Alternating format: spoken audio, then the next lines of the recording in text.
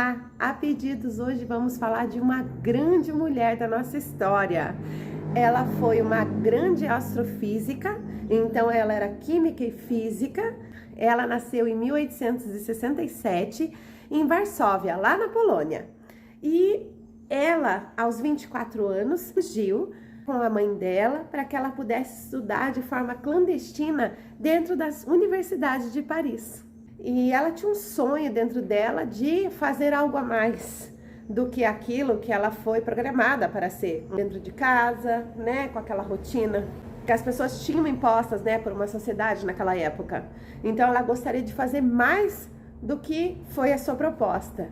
Engraçado que o marido dela também era um físico, é o Henry. E então o que acontece? Ela, de certa forma, queria também acompanhar ele, né, ali naquele crescimento. Foi uma coisa assim de que ela somou conhecimentos para o mundo e ali também ao lado do seu marido. Através dela conseguir os seus diplomas, as suas formações, em 1903 ela ganhou o primeiro prêmio Nobel de Física. A grande descoberta que ela alcançou foi a teoria da radioatividade. Então a técnica dela era isolar os isótopos, e a descoberta do rádio e do polônio veio auxiliar de forma a tratar a neoplasia. Então ela usava os isótopos negativos radioativos. O que ela descobriu, na verdade, é o que nós temos até hoje, né? Graças a ela. Claro que com avanços da medicina, então foram mudando, né, a forma e com novas descobertas, que seria a quimioterapia. Olha que mulher maravilhosa! E em seguida, o que aconteceu? Veio o Prêmio Nobel de Química. Ela conquistou também a medalha John Scott e a medalha de Matela.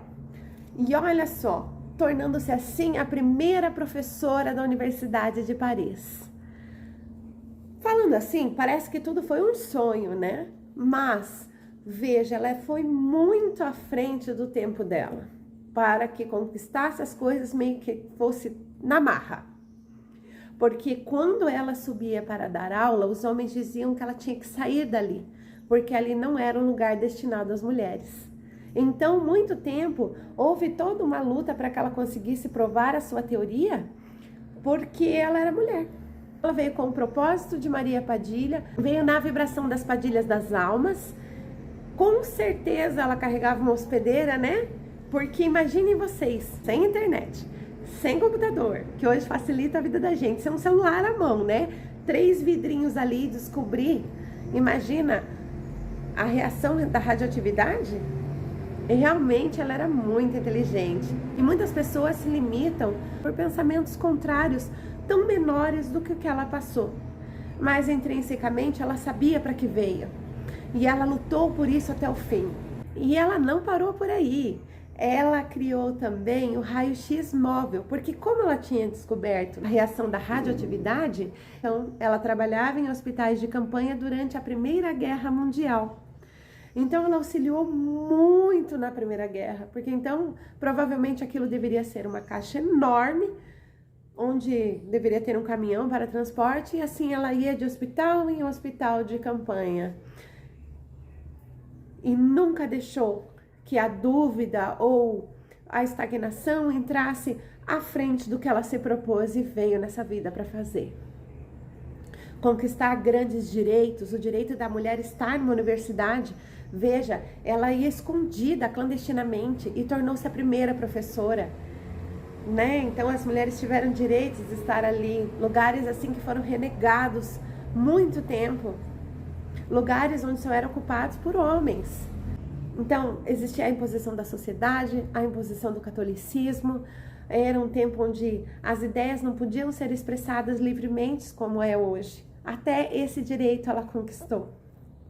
Precisando até, se fosse, dar a própria vida. E foi realmente isso que aconteceu. Em 1934, ela morreu em um sanatório na França, porque ela foi naturalizada francesa, mas nunca esqueceu as raízes dela, por isso se chama polônio, que ela descobriu. E ela morreu com anemia aplástica, justamente por muita exposição aos efeitos do raio-x, que nos dias de hoje nós precisamos de várias proteções para entrar, mulheres gestantes não podem ter acesso. Então veja a força que é a dispensa de gama de radioatividade sobre o ser humano. Então nós precisamos de proteção para isso, e ela se expunha simplesmente pela fé que ela tinha na descoberta da ciência que mudaria a história do mundo. Uma mulher grandiosa, maravilhosa, como eu disse para vocês, veio na vibração de Maria Padilha das Almas e conseguiu conquistar esse espaço que tanto ela lutou. Veja, ela vem de uma família que tinha 5 prêmios Nobel já, entende? E somente quem tinham ganhado eram os homens. E vem ela aí colocando 2, né? E um foi ao lado do marido dela. Interessante que as linhagens de Padilhas das Almas têm essa conexão com a radioatividade desde muito antes. Quando houve toda aquela guerra e que ela destruiu o mundo, né? Uma das buscas dela sempre foi a radioatividade.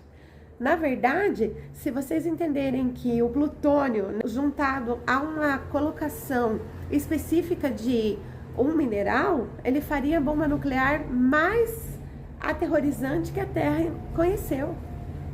Não se há como mensurar em dimensão qual é a capacidade e a força desta bomba. Para se ter uma ideia, em pesquisas, o ataque das Torres Gêmeas, vocês lembram disso? Então, antes disso, todos que foram enviados para lá foram feitos coletas de sangue, né? Para que se pudessem ver exatamente o nível a que se era exposto a radioatividade. Essa região de qual eles vieram tem uma força radioativa muito grande. As forças radioativas são encontradas em vulcões, mas também em lugares desertos. E ela vem com essa força aí do césio. Veja, e a gente tem aí informação também, né, de grandes aí passagens da história, de que realmente o césio fez muito estrago em muito lugar, né? É o caso de Chernobyl. Até hoje os netos dos netos vão nascer, já nascem, né, com problemas cancerígenos, tal qual é a invasão do césio. Então, digamos, para que se entenda, o césio com a adição do mineral formaria o plutônio, e a essência disso vem na radioatividade. E esse plutônio, então, que alcançaria, somado a esse mineral, é essa bomba nuclear aí que falei para vocês. Veja que interessante. Mas há uma história de que, estou falando de muitos anos atrás, então o povo cigano era um povo viajante, como eram esses mascates que falam. Então eles levavam em suas carroças coisas, também levavam mercadorias, levavam minerais, terra em terra, para que fosse feito as trocas, porque não eram compra e venda naquela época, eram trocas. Assim, eles tiveram esse domínio e esse poder de evitar toda essa destruição, aí se escondendo o minério, esse mineral específico que eu falo, em vários lugares.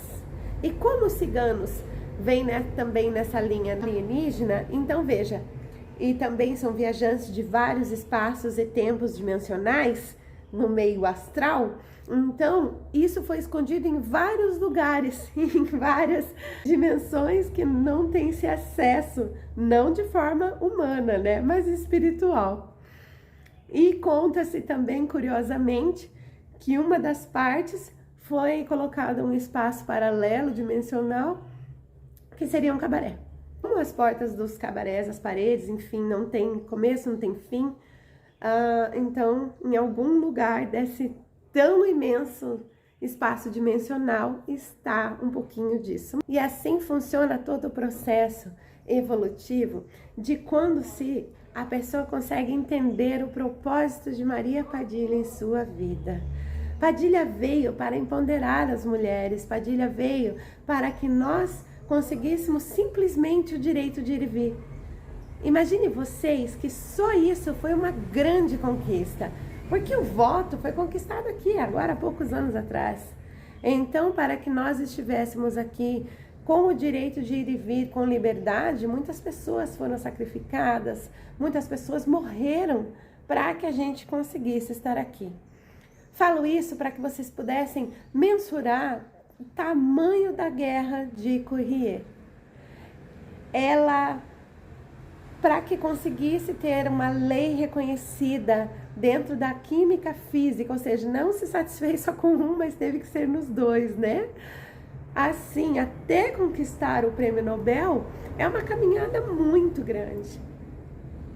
E assim, são os processos que nós temos que passar, porque nós não viemos nesse mundo a passeio, e nem só para fazer o que é bom ou fácil para nós. O processo evolutivo consiste justamente naquilo que você não espera, ou naquilo que você deixou de lado para depois. Mas ela entendeu o propósito, ela viveu o propósito dela.